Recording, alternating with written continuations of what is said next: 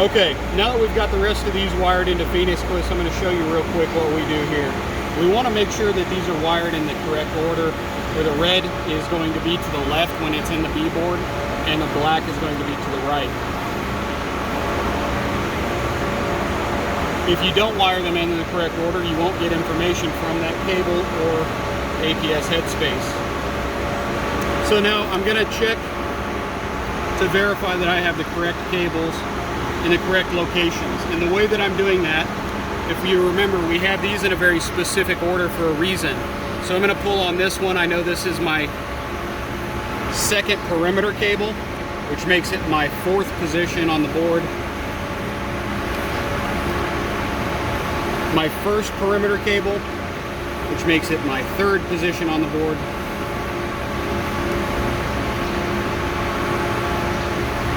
My second position is the center cable, and that leaves me with my APS headspace. Now I can pull the slack out of these. I have a good clean loop here that's going to allow for expansion, but also has a drip loop there. And now I'm going to take my 4-wire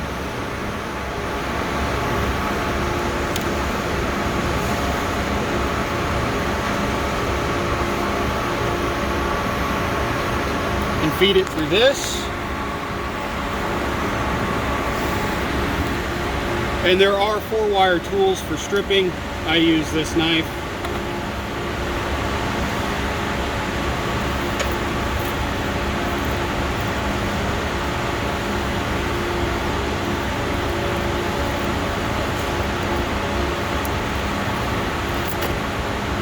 And it is a good idea, no matter what tool you're using to strip the 4-wire, that you inspect each wire to make sure there's no cuts in the wire.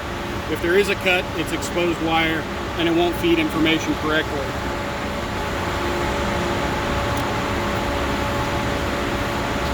Next, we'll go ahead and strip these.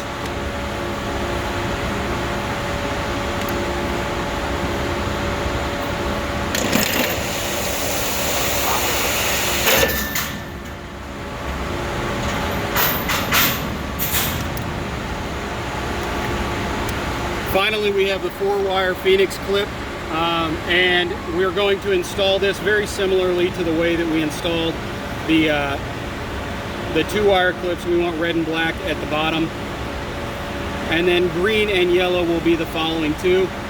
Your order should always be left to right, red, black, green, yellow when it's in the box. The reason this is important to keep in mind is there are a couple different types of Phoenix clips, and this could change the way that they actually are positioned in the box depending on how you screwed them in to the Phoenix clip itself.